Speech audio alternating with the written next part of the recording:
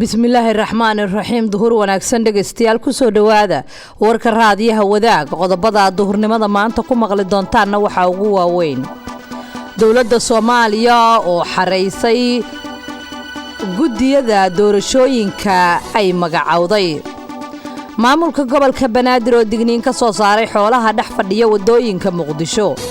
shil khasaare geystay oo ka dhacay deegaan ka tirsan gobolka Mudug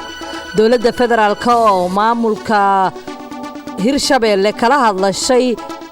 dib u eegista dastuurka wafdi ka socda dawladda deegaanka Soomaalida Itoobiya oo gaaray gobolka Bakool duqa Muqdisho oo dhagax dhigay wado muhiim ah oo isku xirta laba degmo akhbaaraadka caalamkana waxaad ku maqli doontaan ra'iisul wasaare ku-xigeenka dalka Syria oo geeriyooday wadajirku waa wada noolaashuhu waa inaan la kala maarmin waa inay wax naga wada dhaxeeyaan wax kastaba way naga dhaxeeyaan aynu wada lahaano waana wadaag radio oo kule nala wadaag waqtigaaga nagula wadaag wanaag iyo waxsan sheeg wadaag FM radio wadaag waa wehelkaaga iyo waqtigaaga wadaag FM wadaag radio wadaag FM duhur wanaagsan dhegeystayaal mar kale meel walba oo aad joogtaan waa isniin 16 bisha 12 sanada 2020 waxaad soo maqasheen qodobadii ugu door corona warka duhur ee raadiyaha wadaag markaana u diyaar garooba iyagiyo faahfaahsan dawladda Soomaaliya ayaa xareysay gudiga doorashooyinka ee ay magacawday Qadar Xuseen Axmed ayaa warkan inoogu sii faahfaahinaya dawladda federaalka Soomaaliya ayaa waxa ay xareysay gudiga doorashada heer federaal gudiga xalinta khilaafaadka iyo gudiga maamulka doorashada Soomaaliland kuwaas oo magacaabay ra'iisul wasaare Maxamed Xuseen Roble warar la helayo ayaa waxay sheegayaan in xubnaha gudiyada doorashooyinka ee 2020-2021 ee dawladda federaalka Soomaaliya la dejiyay hotelka Ducaale ee ku dhex yaalo garoonka diyaaradaha aadan cad ee magaalada caasimadda ee Muqdisho gudiyadan ayaa inta ay ku jiraan hotelka waxa ay qaadan doonaan tababar la nidaamka doorashada sameynta abraacyada doorashada iyo dhaqangelinta qodobada heshiiskii siyaasadeed ee doorashada si kastaba gudiyadan ay xareysay dawladda federaalka Soomaaliya ayaa si weyn uga soo horjeestay musharaxiinta u taagan qabashada xilka madaxweynaha Soomaaliya oo ay ku jiraan madaxweynayaashii hore ee dalka Xasan Sheekh Maxamuud iyo Sheekh Shariif Sheekh Ahmed iyo Xasan Cali Kheyre iyo musharaxiin kale oo badan iyagoona tilmaamaya in xubno ku jiro gudiyadan ay ka tirsan yihiin hay'adda nabadgelyada sirdoonka qaranka Soomaaliyeed ee NISA maamulka gobolka Banaadir ayaa digniin ka soo saaray xoolaha dhex fadhiya wadooyinka magaalada Muqdisho Maxamed Cusmaan Nuur ayaa warkan ku faahfaahinaya gudoomiyaha gobolka Banaadir ahna duqa magaalada Muqdisho mudane Cumar Maxamuud Maxamed Cumar Filish ayaa digniin kama dambaysa ka soo saaray xoolaha u badan lo'da ee dhex jiifta wadooyinka magaalada Muqdisho gudoomiye Cumar Filish waxa uu sheegay in dadka iska lo'daasi magaalada wadooyinkeeda dhex jiifta uu sheegay in looga baahan yahay in xoolahooda ay ka ceshadaan wadooyinka laamiga ee magaalada Muqdisho isagoo sheegay in xoolaha ay ka qayb qaadanayaan nadaafad darida wadooyinka laamiga isagoo sheegay in ciidii aan ka waantoobin howlahaasi oo kale ay tallaabo ka qaadi doonaan isagoo sheegay in dawladda hoose xamar ay kala wareegi doonto dhammaan xoolaha ay leeyihiin dadkaasi bulshada ku nool deegaankan waxaan sidoo kale aan uga digaynaa inay lo'da ku soo fasaxaan magaalada waxaad arkaysaa wadadii laamiga ahayd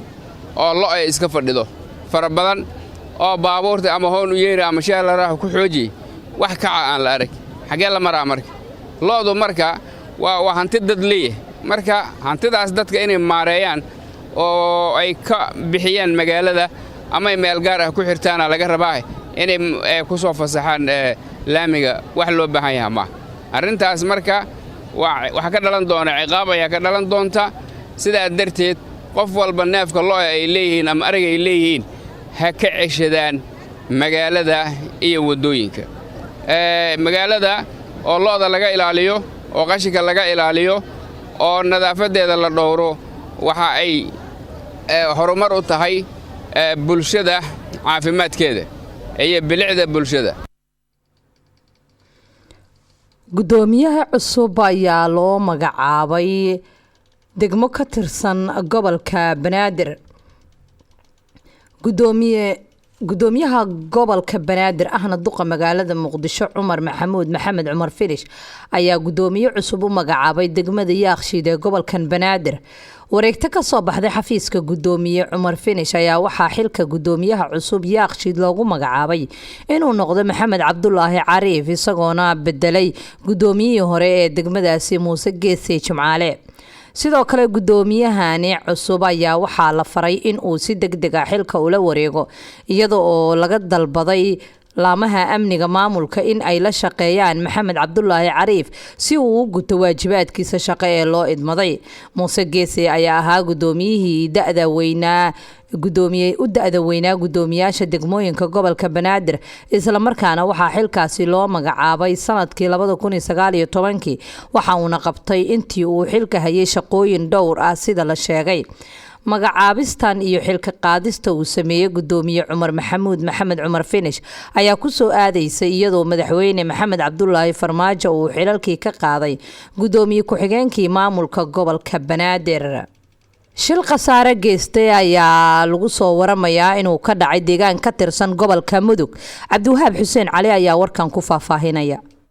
shil gaar ayaa maanta waxa uu ka dhacay deegaan ka tirsan gobolka galgaduud kaas oo ka yimid kadib markii uu si kadis ah u rogmaday gaarigaas oo ahaa nooca xamuulka qaada ee soomaalida u taqaana b g wararka la helaya ayaa waxay sheegayaan in shilka uu si gaar ah uga dhacay inta u dhexaysa deegaanada ceelguula iyo afgaduudle ee gobolka galgaduud islamarkaana waxaa ka dhashay khasaaro 2 ruux oo ka mid ah dadkii saarnaa iyo darawalka ayaa dhaawac culus ka soo gaaray shilka maanta ka dhacay qayb ka tirsan galmudug waxaana dhaawacyada si degdeg ah loogula carraa xarumo caafimaad si xaaladooda caafimaad loogu dabiibo muuqaalo iyo sawiro laga soo qaaday goobta shilka uu ka dhacay ayaa muujinaysa in gaariga b g-ga uu ahaa mid siday shamido fara badan iyo qalab kale islamarkaana ku socday xawaare aad u sarreeya uuna markii dambe uu ka baxay wadada kadibna uu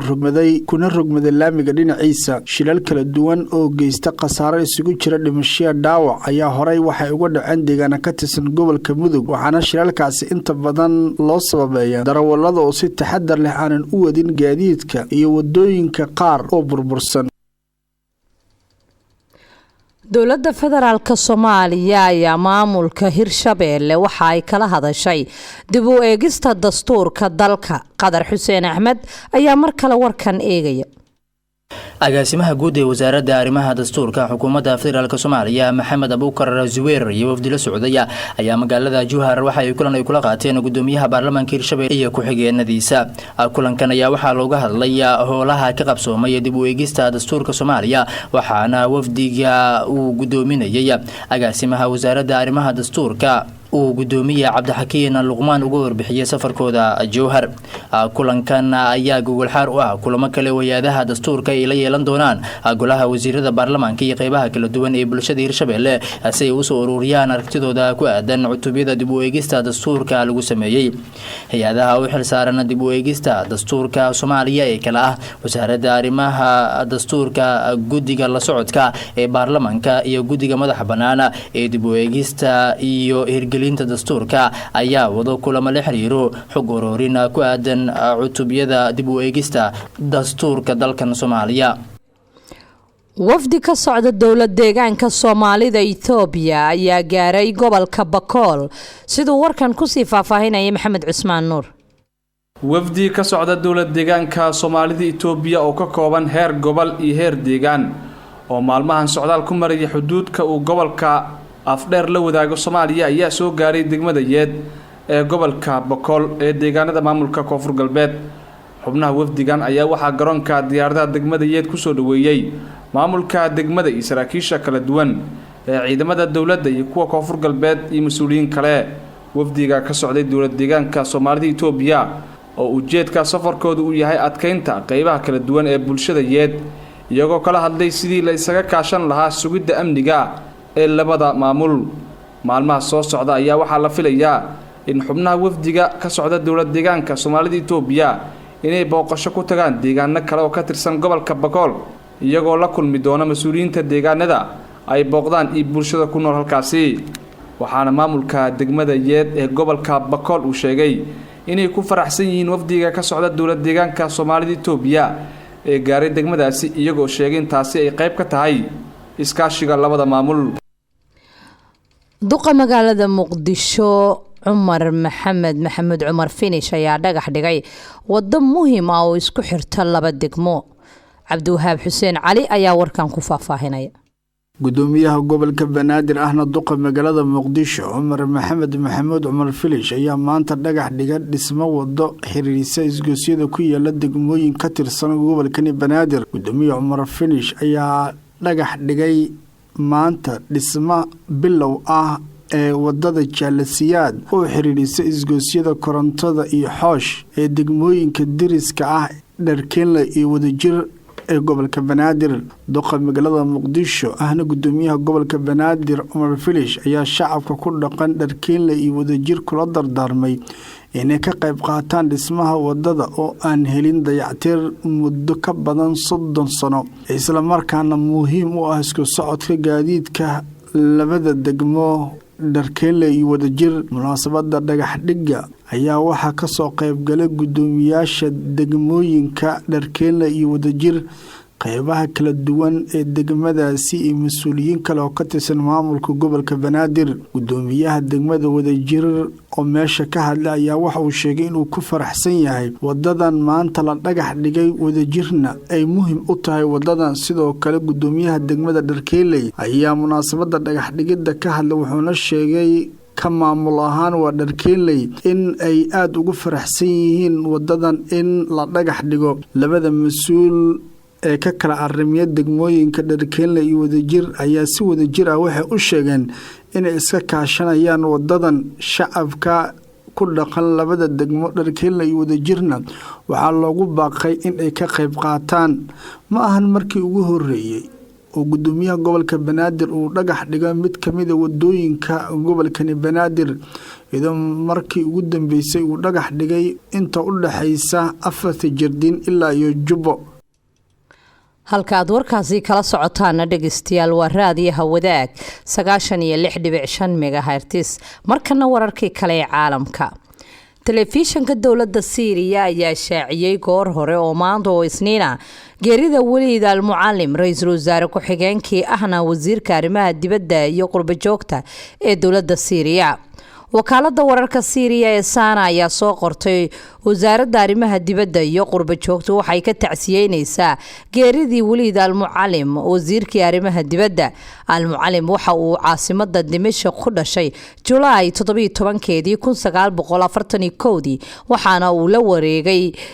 wasaaradda arrimaha dibadda ee Syria bishii Febraayo 12 2006 isagoona wax ku bartay iskuulada dawliga lagana soo bilaabo 1948 ilaa 1960 markii uu ka qaatay shahaadada dugsiga sare. intaa kadib waxa uu ku biiray jaamacadda Qaahira oo uu ka qalin jabiyay 1963 BA-ga cilmiga dhaqaalaha iyo sayniska, waxaana uu ka mid ahaa ragga